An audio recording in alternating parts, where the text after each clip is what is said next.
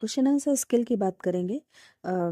Micro plan में question answer skill भी एक ऐसा स्किल है जिसको कि आपके कॉलेज में इस पर माइक्रो प्लान ज़रूर बनवाए जाएंगे।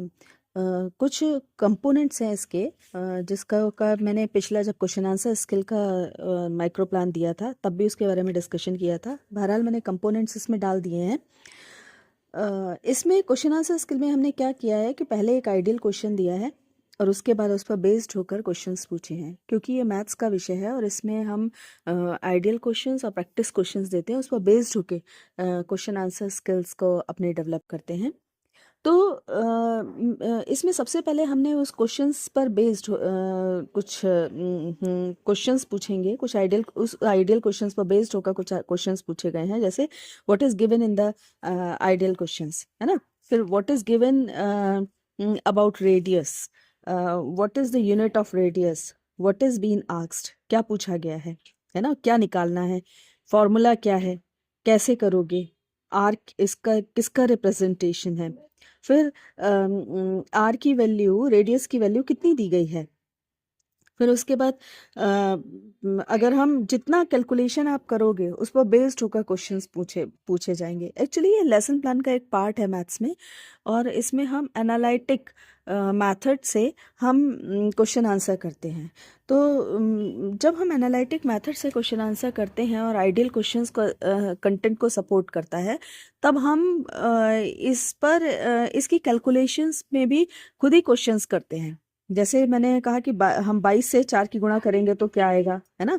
फिर 21 से 21 की गुणा करेंगे तो क्या आएगा। हम जो स्टूडेंट्स हैं उसको ये मौका नहीं देते कि वो ये करे कि 21 की 22 से पहले करे या 4 की 21 से करे। हम खुद से शॉर्ट करने की कोशिश करते हैं ताकि बच्चे को अच्छी तरह से समझ में आ जाए।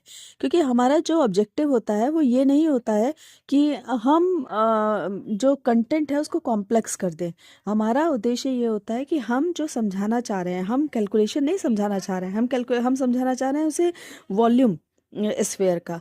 तो वॉल्यूम स्फेयर का वॉल्यूम कैसे निकालते हैं उसको ये ज्ञात हो जाए, इसके लिए हम कम से कम कैलकुलेशंस, या तो आप जो कैलकुलेशन जो इसकी डिजिट है वो छोटी कर दो, और अगर डिजिट छोटी नहीं कर सकते कम से कम रखो, और अगर डिजिट आप छोटी नहीं कर सकते तो आप खुद उसका क्वेश्चन, उसकी मल्टीप्लिकेशन के बारे में क्वेश्चन पूछो। फिर उसके बाद what we get by 88 into 441, यानी जब कैलकुलेशन हुई और ये डिजिट्स आई तो फिर मैंने उसके बाद ये वाला पूछा कि क्यों 88 से 441 की अगर मल्टीप्लाई की जाएगी तो क्या आएगा। नेक्स्ट जब ये आ गया तब हमने पूछा कि अब आइडियल क्वेश्चंस का आंसर क्या आया, है ना। इसके अलावा भी अगर आप पूछ सकते हो कि इसकी यूनिट क्या आई।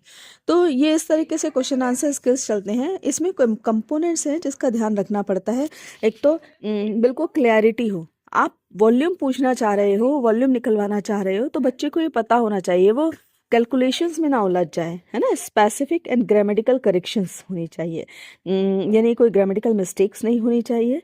प्रेजेंटेशन बहुत अच्छा होना चाहिए, और वाणी में उतार चढ़ाव, आपका स्पीड, कहाँ पे रुकना है, कहाँ पे क्वेश्चनेटिव फॉर्म में आपने पूछना है, वो सारी चीज़ें आपको ध्यान में रखनी चाहिए। डिस्ट्रीब्यूशन सही होना चाहिए। उसके बाद आपका बिहेवियर बहुत अच्छा होना चाहिए, आपके चेहरे पे हमेशा मुस्कान रहनी चाहिए। देन इसके बाद डिफेक्टिव क्वेश्चंस नहीं पूछने चाहिए।